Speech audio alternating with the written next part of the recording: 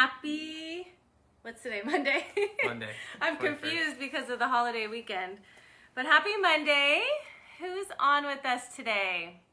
I'm not sure if people had big plans this weekend. To the dunes out there in Glamis. Glamis. Yeah. But I hope everybody had a wonderful weekend. Hi, Robert. How are you? I hope you're having a great weekend.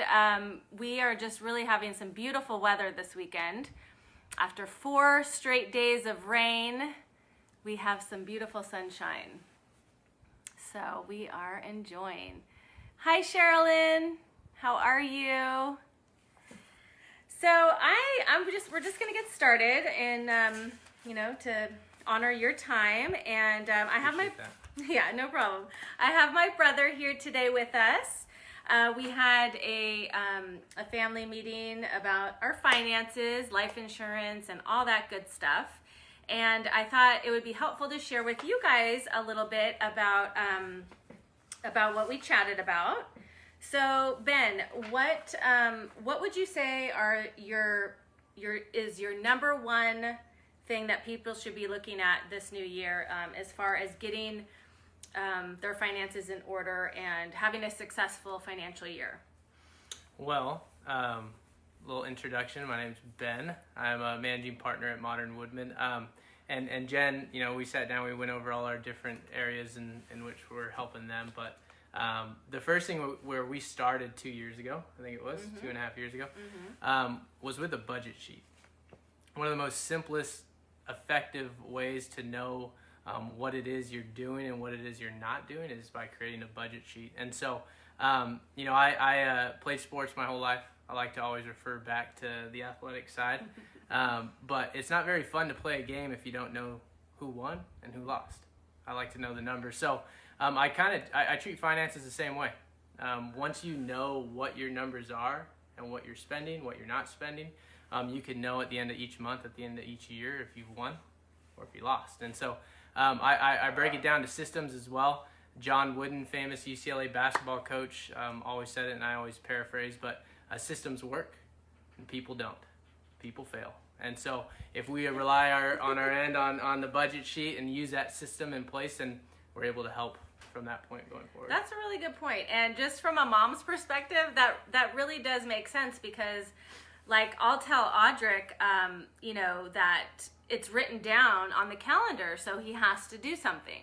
It's not coming from me, it's coming from the calendar. So I like that. If it's written and it's a system, then it's not personal. It's what is on the calendar or on the budget sheet. That's Correct. awesome. Yeah. I like that. I really like that. Okay, Yeah. cool.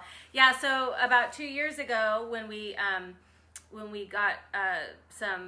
started with you, we were trying to get organized with our finances, and we wanted to find a different way to become organized. So that was very helpful for us. So thank you. Of course. What would be your second thing? Funny thing on writing things down is taking action.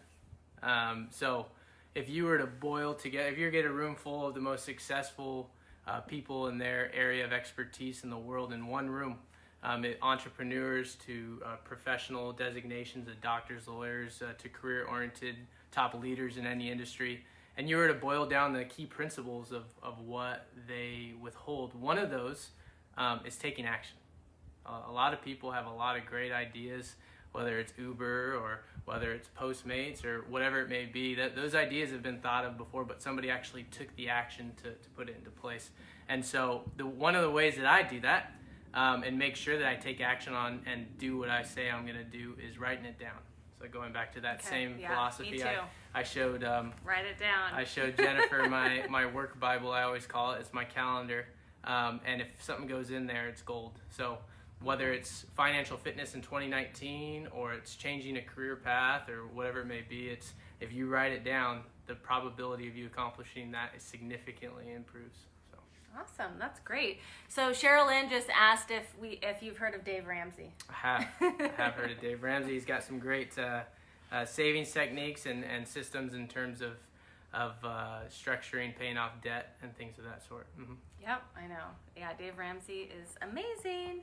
In fact, I believe I did a live with Pete about a week ago in regards to an article by Dave Ramsey on relationships and money, and that was a very good topic. The three F's: faith, family, and finances. Yes, and yes. A lot of times people forget about that last F on the finances side. Exactly. Yeah. So the live was about like how, you know, talking about it is very healthy instead of not talking about finances. So anyway, okay. Well, and what would be your third and final tip for our friends today? Well, I always love to talk about income. People oftentimes want to do more, retire with more, whatever it may be. It might be personal hobbies, but there might not always be the opportunity financially to do that. And so something that I always look at is passive incomes, side incomes. Some people get into the real estate side of things. Some people go into direct investing, and some people have passions. You know, whether it's a passion for playing a particular sport, whether it's a passion for caring about your skin, right? or whatever it may be. There's opportunities to make income on the things that you love and you care about, and you can monetize that. So it kind of boils down to saying, okay, I enjoy doing X, and how can I turn that into a revenue stream? And it boils back down to number 2 on today's talk, which is taking action. Okay, that's awesome. And I don't know for you guys, but for us, you know, we definitely have our savings and our financial portfolio, whether it's, you know, life insurance, term life or permanent life, and you know, some of our investments and those types of things in place. But if you're anything like us, it's hard to kind of have fun in life if you don't have a little extra money to be able to spend on some of the things like Ben said that you're either passionate about, something that your kid's passionate about, just in life, right? You have to enjoy. We only get one shot at this. So, you know, personally, I just want to reach out to my friends and family and just say, you know, if you are like us, where, you know, a couple of years ago we had to say no to some things. We weren't able to take as many family vacations. We weren't able to do all of the extra sports and all of those things. You know, if that just kind of bothers you and doesn't settle right, that you have to, you know, say no to your kids for extracurricular stuff, you know, whether it's club soccer or ballet classes, or, you know, even Disneyland passes. If that really is tearing you up, you know, and I know that sounds kind of silly, but at the same point, like, we work so hard, everybody's working so hard, that, you know, having a little extra income for those extra things can really raise your quality of life, like, immensely. And so if you are feeling like you could bring a little extra income into the house, you know, and you are ready to take some action, I can help you.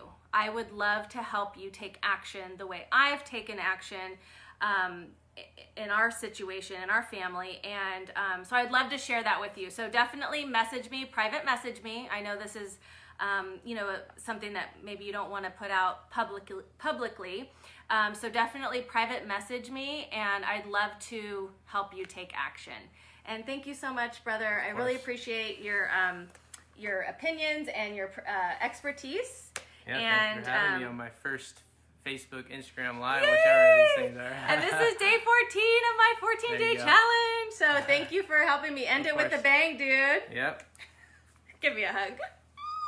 Love them. Okay, bye everybody. Hope this was helpful. Bye.